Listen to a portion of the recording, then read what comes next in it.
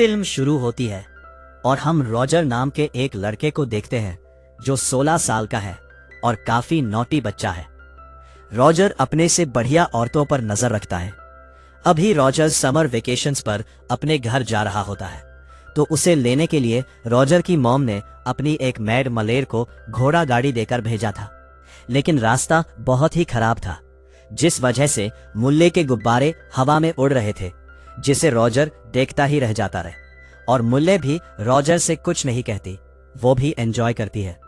खैर, रॉजर अपने घर पहुंचता है जहां फैमिली के सभी मेंबर्स उसका वेलकम करते हैं, लेकिन रॉजर के मॉम की नजर उसके पैट पर पड़ती है, जो मुल्लर के गुब्बारे देखकर बाहर आकर उन्हें फोड़ना चाहता था।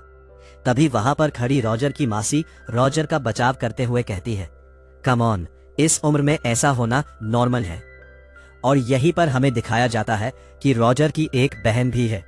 बर्ताव रॉजर को पासी के जंगल की सैर कराने ले जाती है और फिर से रॉजर की मुलाकात मलेर से होती है। यहाँ पर मलेर को बहुत ही जोर की सूसू लगती है और मलेर रॉजर के सामने ही सूसू करने बैठ जाती है। रॉजर ये देखकर शॉक हो जाता है और वहां से जंगल की दूसरी तरफ चला आता है, लेकिन उसका पैर फिसलकर वो पासी के झाड़ियों में गिर जाता है और रॉजर देखता है उसके घर की एक मैड गुशी एक अनजान आदमी के साथ डॉक्टर खेल रहे हैं। गुशी यहाँ पर रॉजर को देख लेती है और हंसने लगती है, जैसे मानो कुछ हुआ ही ना हो। ये देखकर रॉजर फिर से डर जाता है और वहां से जंगल की दूसरी तरफ चला आता है। अब रात होने पर सब लोग डिनर करने बैठ जाते हैं। रॉजर की मॉम बहुत ही स्ट्रिक्ट होती है और बात पर रॉजर को टकती रहती है। डिनर खत्म कर रॉजर कमरे में सोने के लिए आ जाता है, लेकिन कमरे के बाहर कुछ आवाजें आ रही होती है। बाहर आकर देखने पर एक दूसरी मेड हेलेना को वो पीछे से घपाघप वाली पनिशमेंट दे रहा था। अब ये देखकर रॉजर कमरे में वापस चला आता है। इसी दौरान यहाँ पर बर्ता रॉजर को एक नदी किनारे ले जाती है, जहां पर घर के सारे मेड नहाते हुए अपने अपने सीक्रेट शेयर किया करते थे। ये सब एक पेड़ के पीछे खड़े होकर दोनों देख और सुन रहे थे। तभी नदी के दूसरी साइड पर 3 लोग आ जाते हैं। ये भी लोग रॉजर के घर के नौकर होते हैं और मेल लोग फीमेल मेड को अपने हथियार दिखाने लगते हैं। इसके रिप्लाई में गुशी भी अपना बैक साइड इन लोगों को दिखा देती है, जिसे देखकर इन मैन लोगों की खुशी का ठिकाना ही न रहा और घुशी की भी बैक साइड रॉजर देख लेता है। अगले सीन में हम रॉजर की बड़ी बहन इलिशा को देखते हैं, जो अपने पापा के साथ घर पर आई हुई थी। इलिशा का बहुत ही ग्रैंड वेलकम किया जाता है, लेकिन एलिसा रॉजर को बस हाय बोलकर ही अपना इंट्रोडक्शन देती है, जिससे रॉजर काफी नाराज हो जाता। रॉजर का नाराज चेहरा देखकर बथा उसे एक चर्च ले आती है, जहां पर दोनों एक जगह छुपकर अपनी मासी की बातें सुनने लगते हैं। और यहाँ पर मासी अपने पाप पादरी के सामने बता रही होती है। मासी बताती है कि मुझसे एक पाप हो चुका है। पादरी क्वेश्चन करता है, तुमसे क्या पाप हुआ है? मासी बताती है, रॉजर कुछ दिन पहले ही छुट्टियां मनाने के लिए यहाँ पर आया है और जब से मैंने उसे देखा है, उसी पल से मुझे रॉजर से प्यार हो गया है। कई बार मैंने खुद को इंटीमेट होते हुए भी इमेजिन किया है। आते रॉजर सुन लेता है और खुशी के मारे छत से नीचे गिर जाता है। और अब पादरी रॉजर को पकड़कर उसकी मॉम, जो बहुत स्ट्रिक्ट है, उनके सामने ले आता है और सारी बातें उन्हें बता देता है। रॉजर की मॉम पादरी से पूछती है, आप ही बताइए अब मुझे क्या करना चाहिए रॉजर के साथ? पादरी कहता है, रॉजर के पिछवाड़े पर 10 जोरदार फटके लगाने चाहिए और ये काम हमें रॉजर की मानसी से ही कराना चाहिए। मानसी ये सब रॉजर के साथ नहीं करना चाहती थी, लेकिन ना चाहते हुए भी उन्हें ऐसा करना ही पड़ा। ये सब घर की मैड गुसला खिड़की में से झांक कर देख रही होती है। रात में रॉजर उल्टा होकर सो रहा होता है। तभी रॉजर को कमरे के बाहर से फिर से कुछ आवाजें आने लगती है। बाहर आकर देखने पर हेलेना को फिर से कोई ट्रीटमेंट पीछे से दे रहा होता है, लेकिन वो कौन है हमें अभी भी पता नहीं चलता है। इसी दौरान बुसेज रॉजर के पास आती है और उससे कहती है, मैंने तुम्हारी पिटाई होते हुए देखा है। मैं जानती हूँ कि तुम्हें बहुत दर्द हो रहा होगा। अगर तुम चाहो तो मैं तुम्हारी पिछवाड़े की मसाज कर सकती हूँ, जिससे तुम्हें आराम मिलेगा। लेकिन रॉजर कहता है, नहीं, मुझे इसकी जरूरत नहीं है। लेकिन मेरा एक सवाल है कि हर रात हेलेना को पीछे से कौन हिलाता रहता है? क्या तुम उस इंसान को जानती हो? गुस्ला कहती है कि ये एक टॉप का सीक्रेट है। इतना कहकर गुस्ला वहां से चली जाती है। रॉजर कहता है कि ठीक है, अब मुझे ही पता करना होगा ये सब घर में क्या चल रहा है। अब रॉजर मिस्टर फ्रैंक से मिलने उनके कमरे में चला आता है, जहां फ्रैंक दूरबीन से कुछ देख रहा होता है और रॉजर को देखकर वो एकदम से घबरा जाता है। उनके जाने के बाद रॉजर भी उसी दूरबीन से देखने पर रॉजर को पता लगता है कुछ लोग इंटीमेट हो रहे होते हैं। तभी वहां पर रखी एक किताब रॉजर को मिलती है। उस किताब में डैनी डैनियल्स की स्टोरीज लिखी होती है, जो बहुत ही रोमांटिक बुक होती है। रॉजर उस किताब को लेकर वहां से निकल आता है। रास्ते में उसे अपने पेरेंट्स के कमरे के बाहर कुछ आवाजें आती है।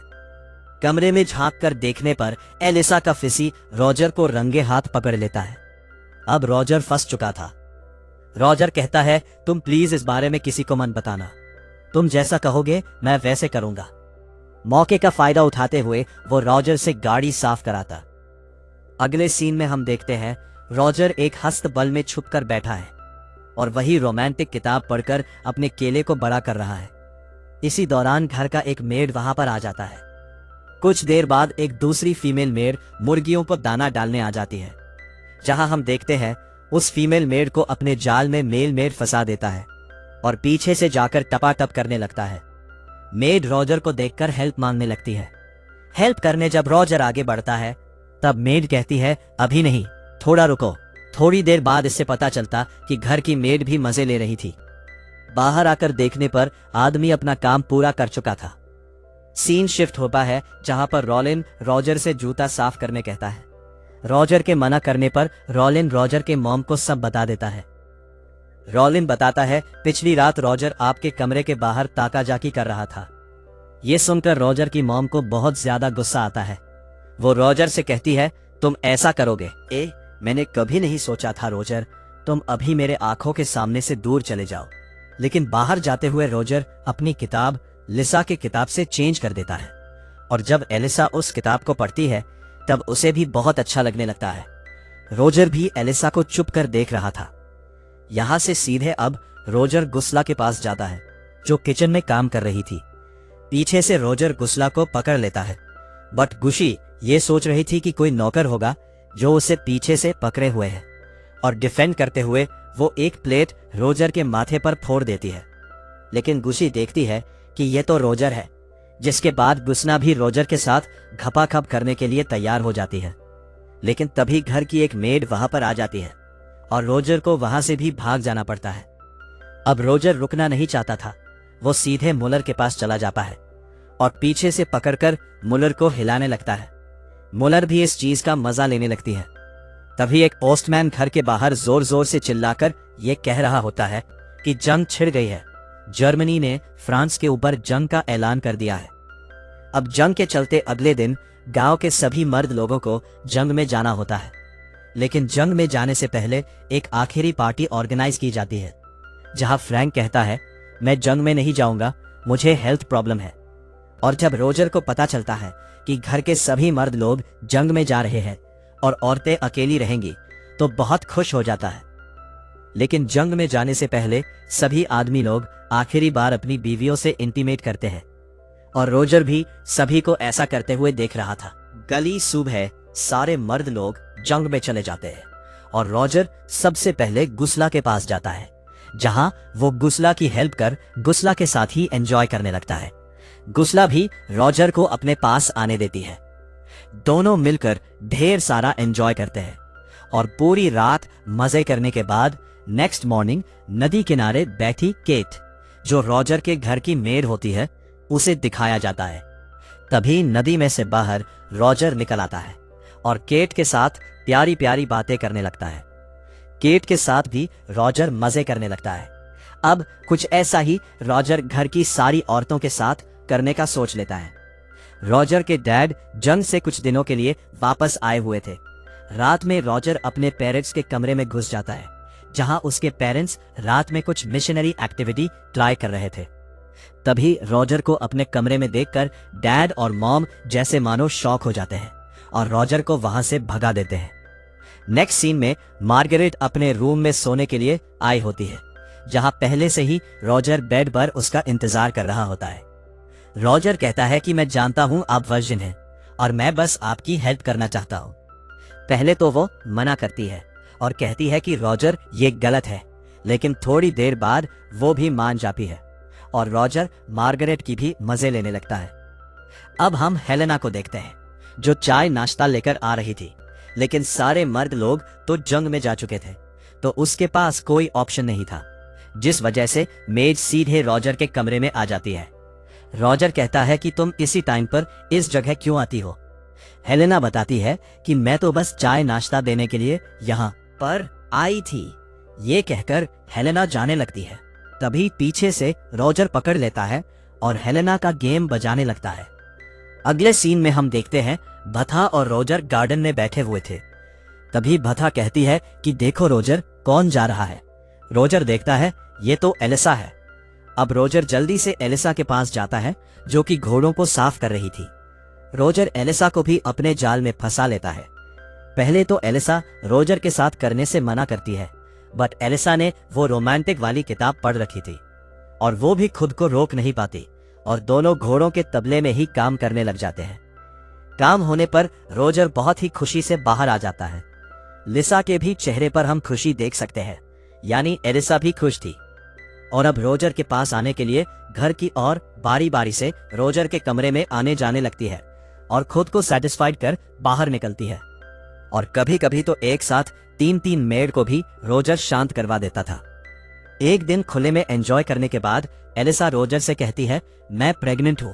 यह सुनकर रॉजर का माथा सनक जाता है। तभी वो दोनों देखते हैं कि रोलिन प्लेन में बैठकर घर वापस लौट रहा था और जंग खत्म हो चुकी थी। सारे लोग वापस आ चुके थे। रॉजर सोचता है कि एलिसा प्रेग्नेंट हो चुकी है, अब इससे कैसे बचो। तभी गुस्ला उसके पास आकर कहती है कि मैं भी प्रेग्नेंट हो चुकी हूं। रॉजर उसके बाद उसकी मासी भी आकर कहती है, आई एम प्रेग्नेंट। रॉजर सोचता है कि इसका कोई उपाय नहीं मिला तो मैं पकड़ा जाऊंगा। जो बहुत स्ट्रिक्ट है वो मुझे बहुत मारेगी।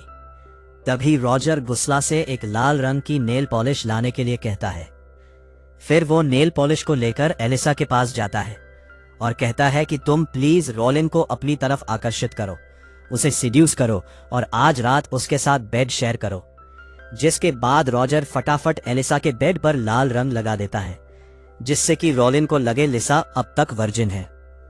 इसके बाद वो अपनी मानसी के पास जाता है और उनसे कहता है कि आप प्लीज मिस्टर फ्रैंक से शादी कर लो। वो आपसे प्यार करते हैं, आपका ख्याल भी रखेंगे, आप दोनों बहुत खुश भी रहेंगे। प्लीज मेरी बात मान लो। और यहाँ पर उसकी मानसी भी मान जाती है। इसके बाद वो गुस्ला के पास जाता है और उसे शादी के लिए प्रपोज करता है। यहाँ पर रॉजर कहता है, विल यू मैरी मी गुस्ला। लेकिन गुस्ला यहाँ पर पहले ही किसी और के साथ शादी करने का प्लान कर चुकी थी और अब सब कुछ रॉजर के प्लान के मुताबिक हो रहा होता है। किसी को भी रॉजर के कारनामों के बारे में पता नहीं चलता कि रॉजर घर की औरतों के मजे ले चुका है। कुछ दिन बाद रॉजर के समर वेकेशंस खत्म हो जाते हैं। वो वापस अपने बोर्डिंग स्कूल जाने के लिए तैयार हो रहा होता है। तभी हेलेना वहां पर आकर कहती है, आई एम प्रेग्नेंट। रॉजर कहता है कि तुम परेशान मत हो, मैं तुम्हारे लिए एक अच्छा सा हस्बैंड ढूंढ लूंगा। हेलेना बताती है कि इसकी कोई जरूरत नहीं है, मैं घर के कई आदमियों से मजे ले चुकी हूँ, मैं खुद ही कुछ ना कुछ कर लूंगी। अब रॉजर घर से जाते हुए हमें दिखाया जाता है और यहीं पर इस मूवी का द एंड होता है।